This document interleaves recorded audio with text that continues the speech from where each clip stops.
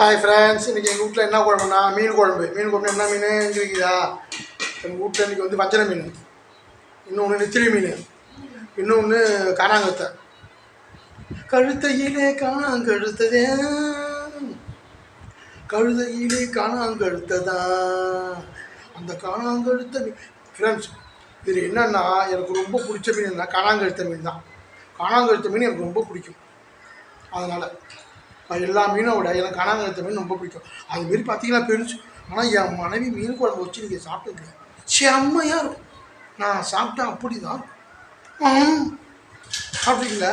நீ சாப்பிட்டது? ஆனால் இன்றைக்கி நான் என்ன செய்யப்படுறேன், இன்றைக்கி மீன் குழம்பு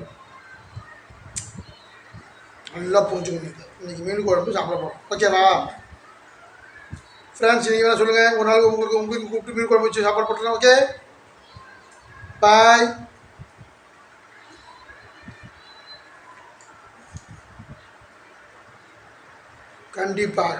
கண்டிப்பாக அதுலேயும் வந்துங்க மீன் குழம்புல, காணாங்கத்தை மீன் குழம்புல மாங்காய் துண்டு போட்டு வச்சுட்டா எப்படி தெரியுமா இருக்கும்?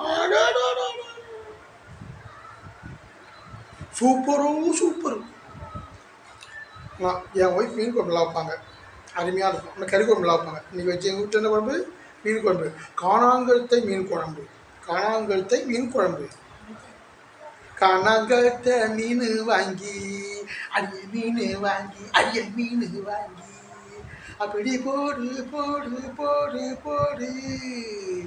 ஹாய் ஃப்ரெண்ட்ஸ், நான் சாப்பிட போகிறேன். நீங்களும் போய் சாப்பிடுங்க. ஓகே, அது கமெண்ட்டில் சொல்லுங்கள். நீங்களும் உங்கள் வீட்லேயும் காணாங்கத்தை மீன் வாங்கி குழம்பு வச்சு அதை மாங்காய் தூள் போட்டு சாப்பிட்டு பாருங்கள். குழம்பு சாப்பிட்டு பாருங்கள், சூப்பர்.